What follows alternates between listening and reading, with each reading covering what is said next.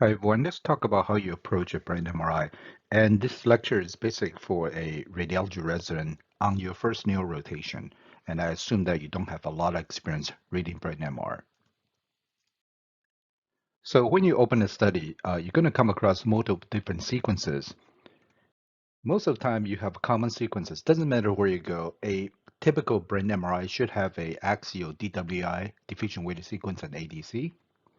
Some type of sagittal image, usually T1, sometimes T2, sometimes multiple sagittal images, Axial T1, Axial T2, Axial T2 FLAIR, Axial SWI, or gradient echo GRE. And in the case like this example, this is a post-contrast sequence, so you also have a post-contrast T1, typically in 3-plane. But first thing first, you need to know the patient's information and what they are looking for. Remember, interpretation of imaging in vacuum without knowing clinical history is often dangerous. And also, you want to know whether or not there's any type of comparison study, whether it's prior MRI, prior CT, or ultrasound. So let's start with axial DWI ADC. I think this is a good place to start. For diffusion weighted sequence and ADC, you can think of them as a stroke sequence, and it's very, very useful for the detection of acute infarction. So when you come across DWI and ADC, typically you will have to scroll through at least 2 sets of images. The one that you want to look for is the one that CSF is dark. Even though it's labeled DWI, you will notice that you have to scroll through 2 sets of images, sometimes 3. The first set of images that look like T2 weighted image is called B0. And the second set is the one that you want, which is CSF is dark, that's B1000. So always look at B1000, compare that to ADC map. And ADC is pretty easy. There's only one set of ADC map, and usually you can tell it's ADC by this very pixelated margin around the brain. What you're looking for acute infarction is an abnormal bright signal on DWI with corresponding hypointensity on ADC map. That's restricted diffusion. This is an example of the patient that was scanned every week after onset. At day 3, you can see DWI is bright, ADC is dark. That's restricted diffusion. In second week, you can see DWI is still bright, but now the ADC is iso-intense to the adjacent normal tissue. At this stage, it's referred to as ADC pseudonormalization. About 3 weeks and out, you can see DWI remains bright, but now ADC is bright. That's T2 shine through. So a restricted diffusion can last anywhere between 7 to 10 days in adult. Pseudonormalization usually occurs somewhere in the second week. And T2 shine 3, the chronic stage, typically occur 3 weeks and out. The important point is that you never want to interpret DWI result without looking at ADC. Otherwise, you may make a mistake. So always look at them together. So diffusion weighted sequence is extremely useful for stroke imaging, but its usefulness is extend way beyond just stroke imaging. Other lesions like hypercellular tumor can show restricted diffusion, as in this case of a kid with medulloblastoma, is brown DWI dark on ADC. Infection, viral encephalitis, meningitis, trauma can do that. Hemorrhage can show restricted diffusion. Epidermal is another lesion that classically show lots of restricted diffusion, which is also a favorite board exam question, by the way. Abscess, another classic lesion that shows a lot of central restricted diffusion. Active demyelination or central punctate melanosis can show restricted diffusion, so is seizure. So lots of disease can do that. Many of them are bad. Just for recap, in the acute infarction, the first 10 days or so, the DWI is going to be bright, ADC is going to be dark. That's restricted diffusion. In second week, DWI is bright, ADC is iso-intense. That's pseudonormalization.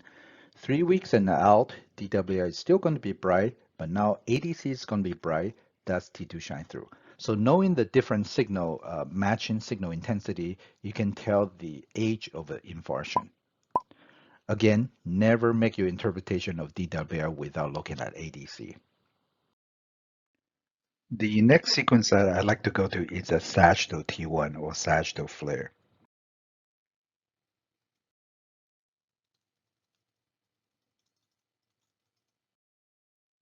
The reason why I like to go sagittal images pretty early on is that if you see going through the axial view, for example, this axial FLAIR, your first image and last image is right there on the scale view. Notice what's happening is that a lot of territory below the last slice, you won't see it again on any of the axial view. So therefore, I pay particular attention to area that I will not see again on the axial view.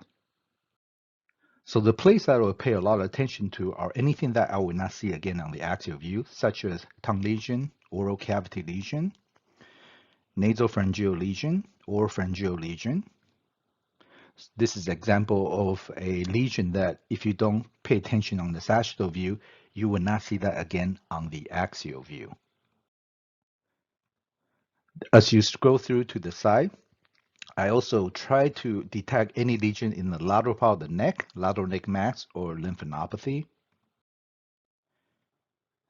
And then back to the midline, I want to make sure that I pay attention to the spine, any type of vertebral body lesion, metastasis, any type of core lesion, or very bad disc disease caused core compression. So maybe your patient has weakness, not because of brain lesion, but rather with core pathology. This is an example of the patient that if you didn't pay attention on the sagittal view, you are not going to see this significant pathology on the axial view. This is a kid with large syrinx.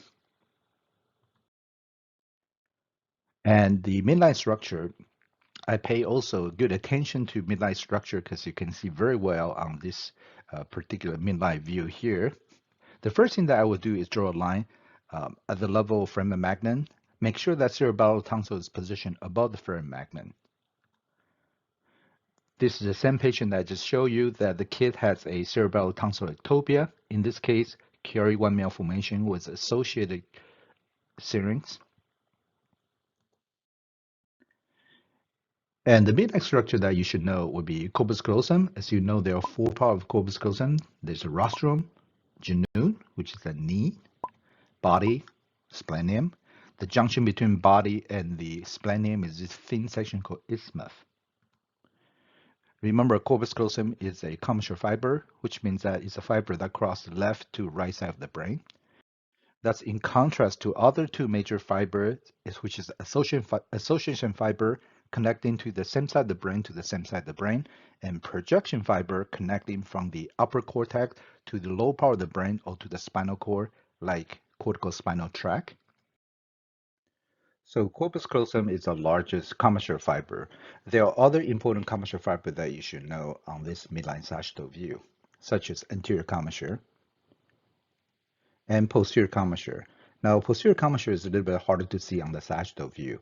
First, you need to find pineal gland, which is sitting right underneath the splenium of the corpus callosum, and the tactile plate or the quadrigeminal plate. The posterior commissure is sitting right between those two structures. And you can see that nicely illustrated on this cartoon diagram. You can see pineal gland above and tactile plate or the quadrigeminal plate inferiorly, and sitting right underneath the inferior stalk of the pineal gland. And that also serves as a posterior wall of the third ventricle. If you draw a line between the anterior and posterior commissure, you should be able to see that both of them intersect together on the axial view. The technologists are taught to draw a line underneath the corpus callosum. By doing that, you should intercept the anterior and posterior commissure at the same time on the axial view. Now, on this particular image, look like there's another commissure that's going between anterior and posterior commissure in between the thalamus. That's actually not a true commissure fiber. You used to call middle commissure, but that's a misnomer because it's just a glial tissue, not a true neuron coming across. It is better known as the massa intermedia or the intermediate mass or interthalamic adhesion.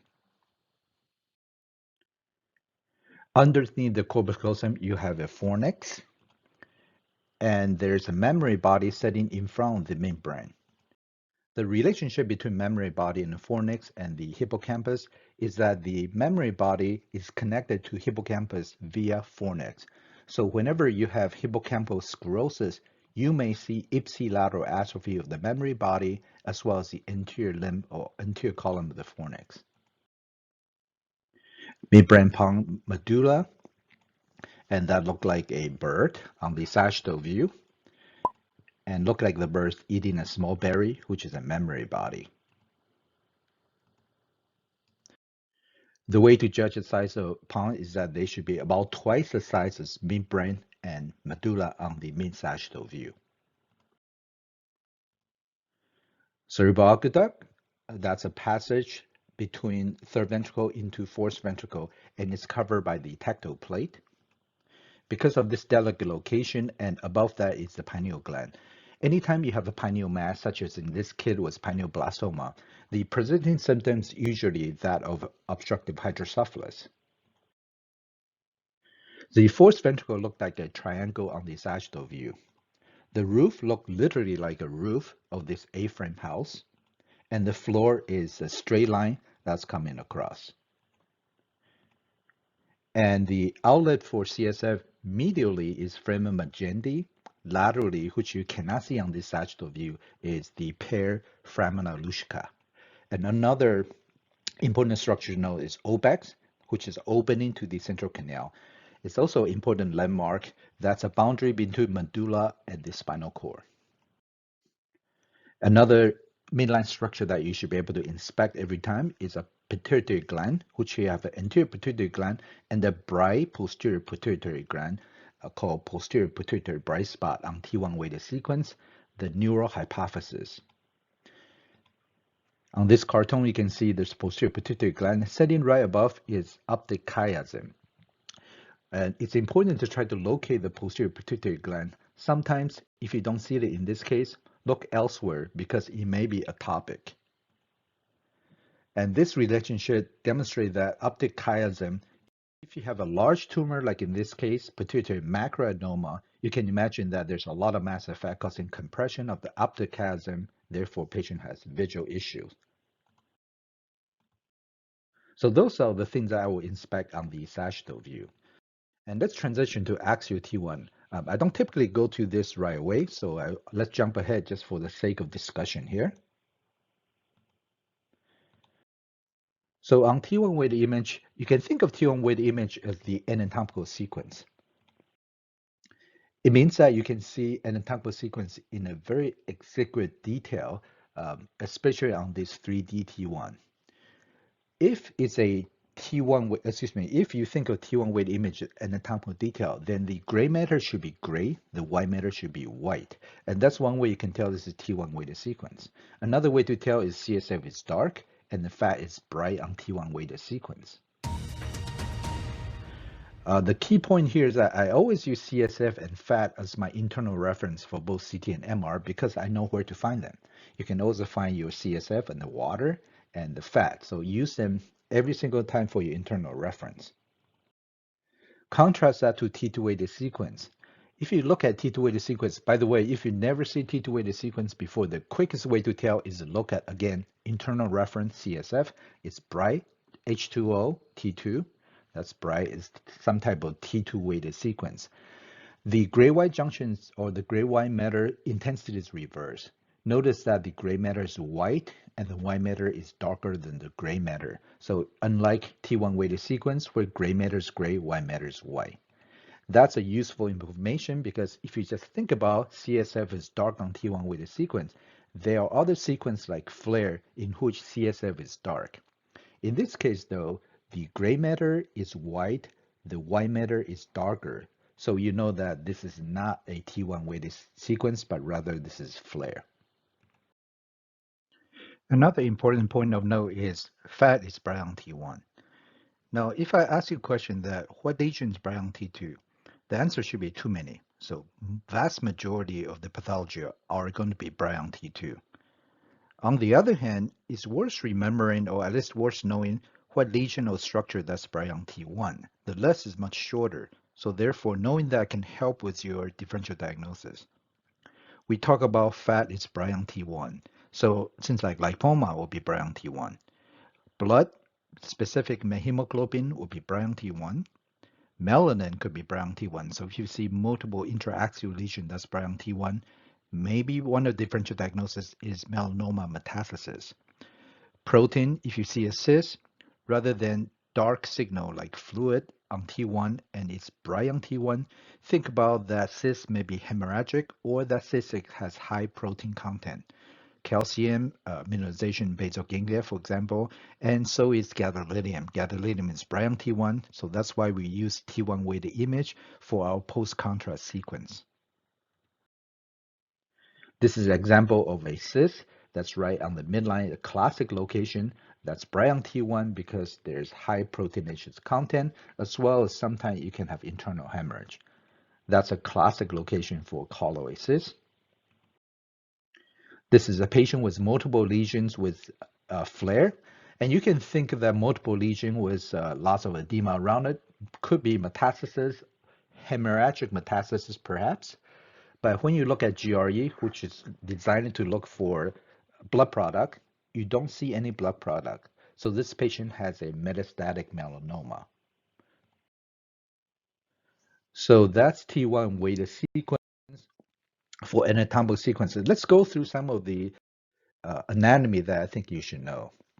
When you come across these two large chunk of white matter, that's central sternal valley, that's sitting above the ventricle and above the coronal radiata. Below that, at the level of ventricle and below, you will see coronal radiata. That's the fin-shaped white matter tract that funnel into the internal capsule. Also, you can start to see caudate nucleus. That is the gray matter, so you should have the same signal intensity as the overlying cortex.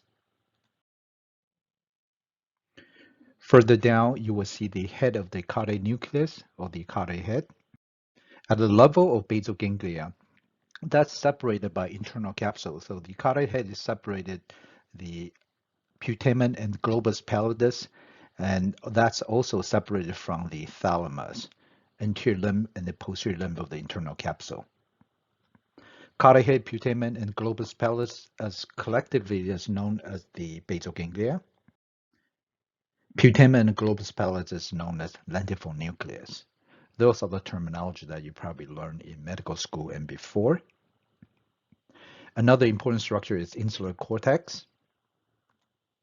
And you can also see the genu and the splenium of the corpus callosum very well on this view. As you go more inferiorly, you see our friend again, anterior commissure and posterior commissure and interthalamic adhesion, massa intermedia. And some of the cistern that you probably should know, or actually you should know, that's important, is the, remember on the midbrain, some people think midbrain look like Mickey Mouse.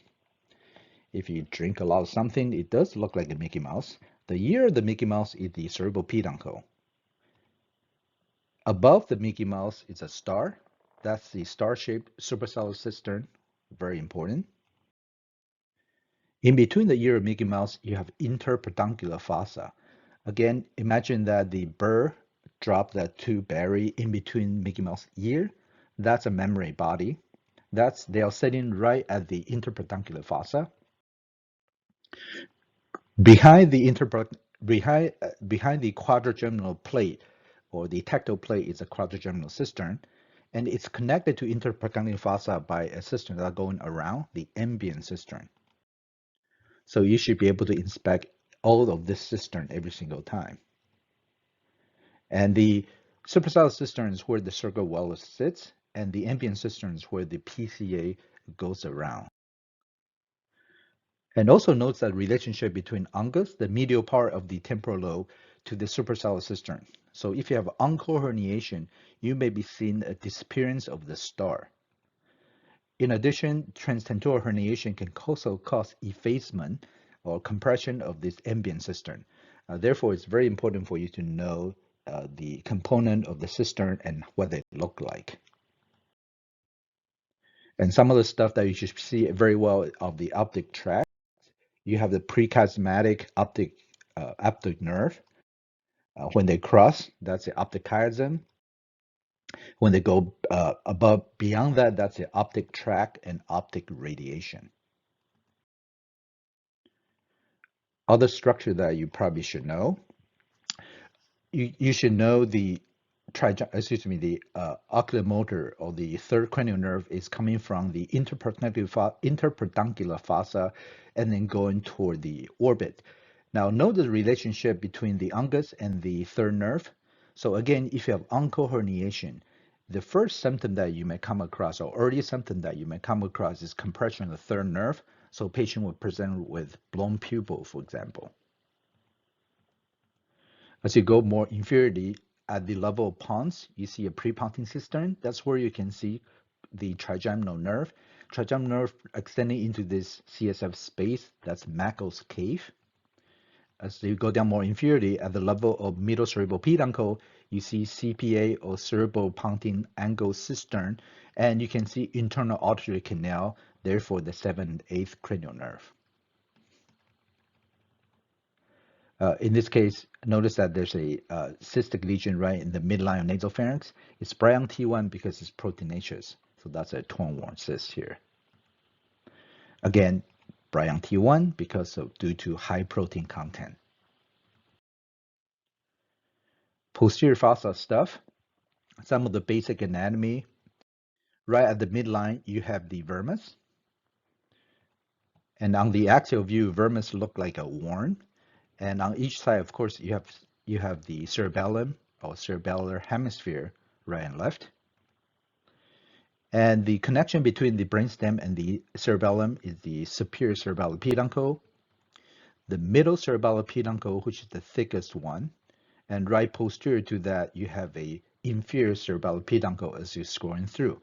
And remember the foramen luschka and foramen magendi, L for lateral, N for median, is where the CSF can escape from the ventricle out into the subarachnoid space. Foramen magendi right at the midline. And also, you should always know the position of cerebellar tonsil, which is much better seen on the sagittal view. You want to make sure that the cerebellar tonsil is sitting above the foramen magnum. Let's turn our attention to T2 and FLAIR, kind of doing them together. So for FLAIR and T2, you can do a general overview. Let's focus on FLAIR first.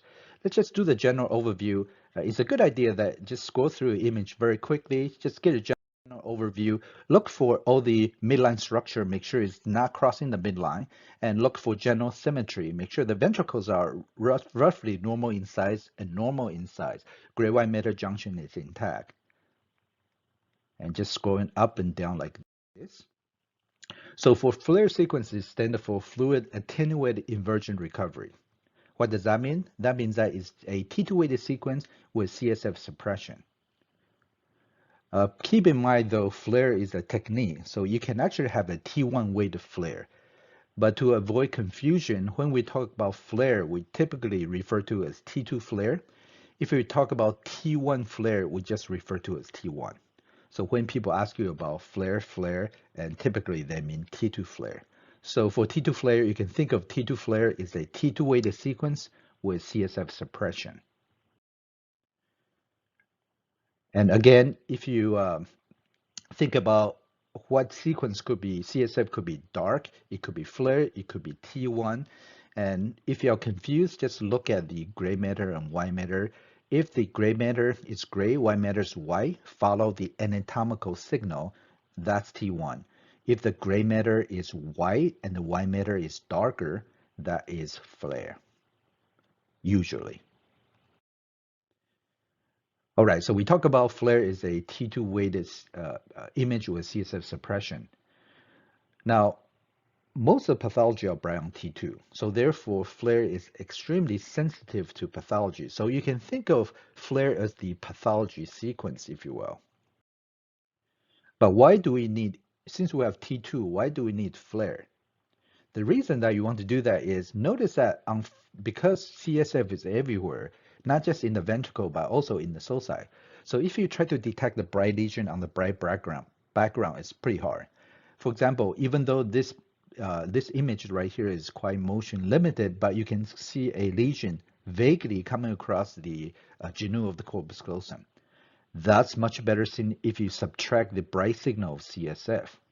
Also notice that the periventricular lesion, again, is much better seen. So any lesion that's in the background of CSF or close to the ventricle is much better seen on FLAIR. However, FLAIR is very sensitive, but it's not specific at all. This is example of acute edema, that's Bryan FLAIR. Example of O infarction gliosis, that's also Bryan FLAIR. This is an example of tumor, that's also Bryan FLAIR. So FLAIR is very sensitive, it's a pathology sequence, but it's not very specific. So just going through, again, anywhere the CSF should be, it should be suppressed. That means that you want to pay attention to the area that has abnormal FLAIR signal, especially in the sulci. For example, this is a patient coming with trauma. You can see in the normal area where you have complete CSF suppression, there are some sulci that has incomplete FLAIR signal or incomplete FLAIR suppression. That's abnormal. If you look at these corresponding susceptibility weighted sequence, they are susceptibility artifact. So this trauma patient has subarachnoid hemorrhage. This is another patient that comes in with a infectious symptom.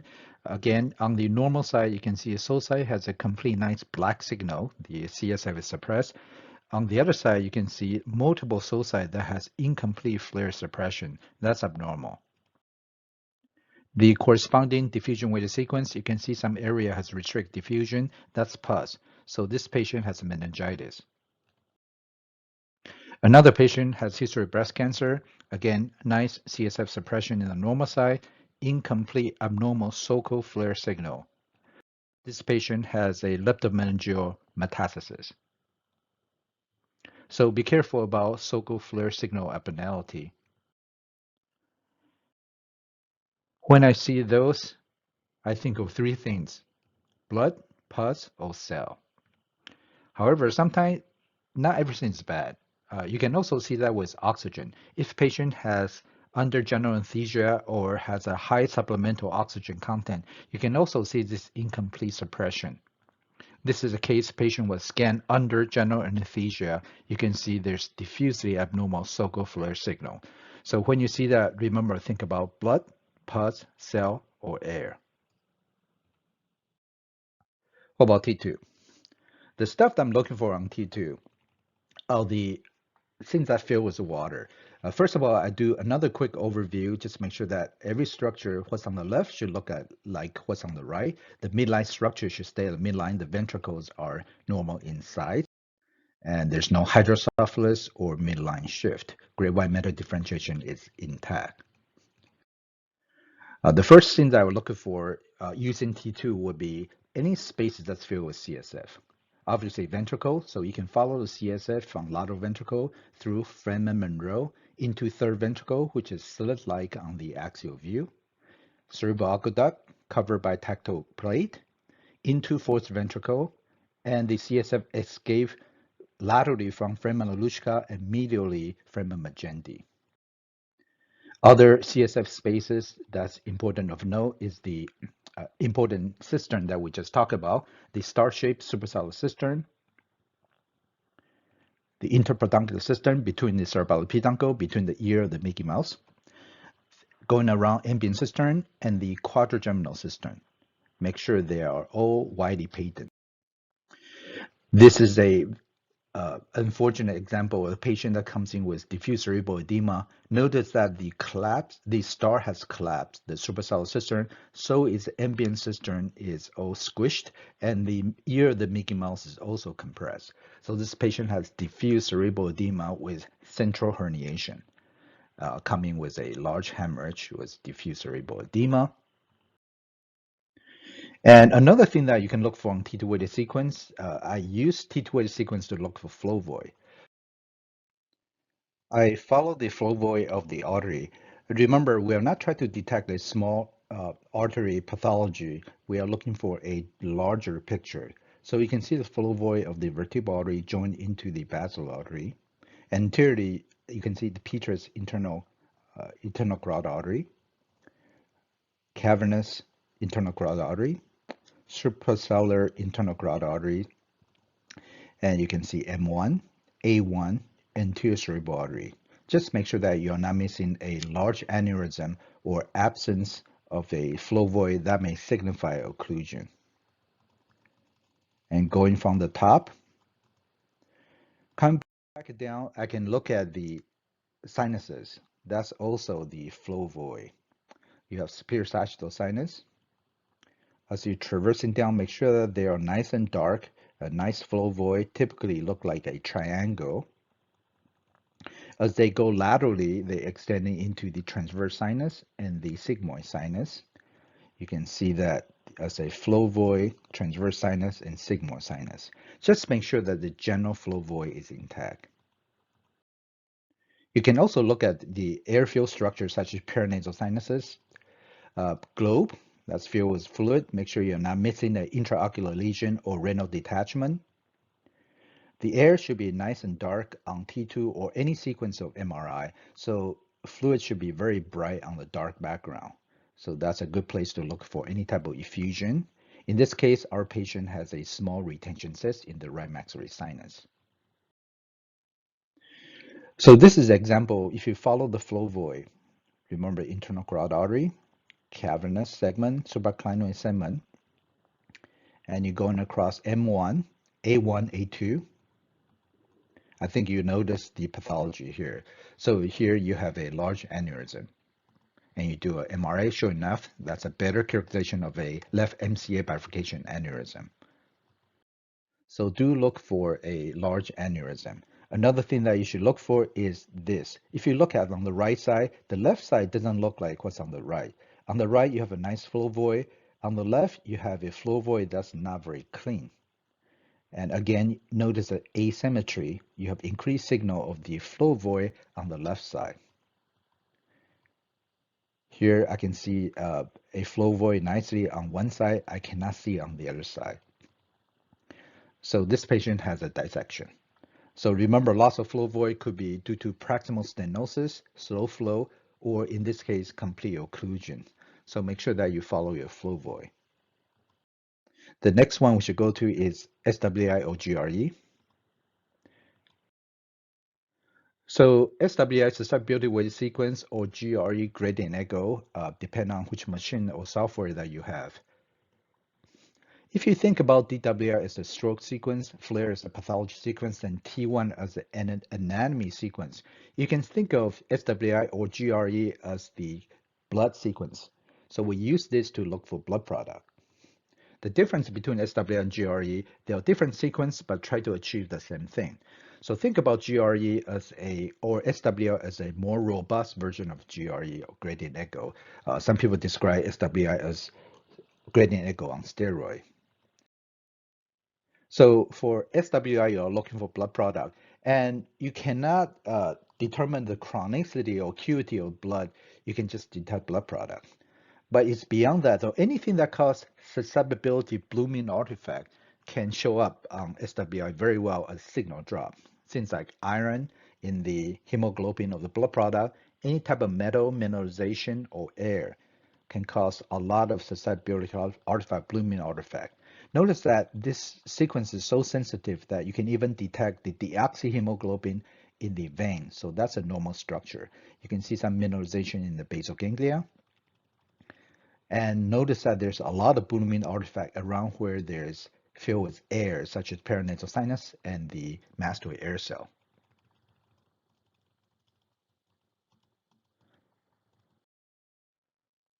So in this case, for example, you have a T2 weighted sequence span echo. It's very difficult to detect any type of pathology. Obviously, you can see generalized cerebral atrophy and as well as some T2 signal in the white matter. If you look at SWI, you can see the lots of little punctate signal dropout. So patient has lots of surrounding microhemorrhage everywhere along the periphery of the brain. There is a sulci that's abnormally dark, so you have a history or you have evidence of prior subarachnoid hemorrhage. This patient has amyloidosis. This arrow just to tell you that again, susceptibility artifact from air, which you don't really see the blooming artifact on a spin echo T2, but you can see susceptibility artifact very well on SWI.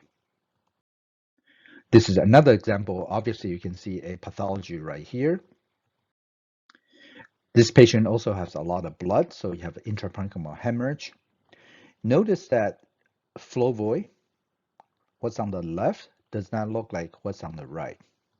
So there's a loss of flow void on one side, the side where the pathology is.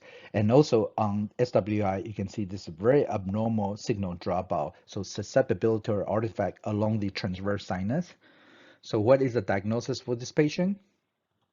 The patient has venous sinus thrombosis of the transverse sinus leading into venous infarction, presenting with parenchymal hemorrhage.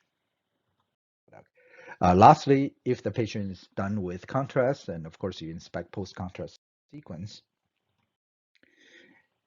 you can consider post-contrast or T1 weighted sequence as the diagnostic sequence.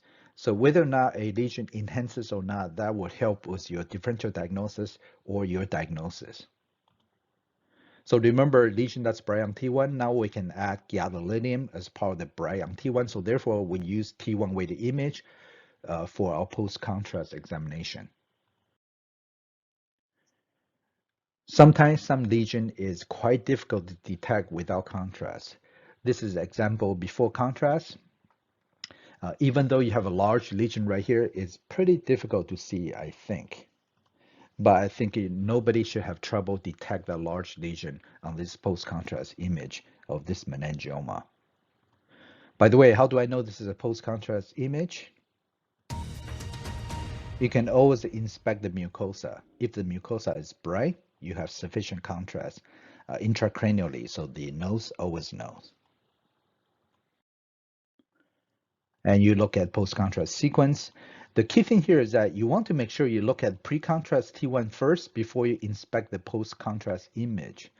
Remember, there are lesions that will be intrinsically bright on T1 weighted sequence, so you don't want to make a mistake of looking at the bright lesion, automatically assume that the lesion is enhancing.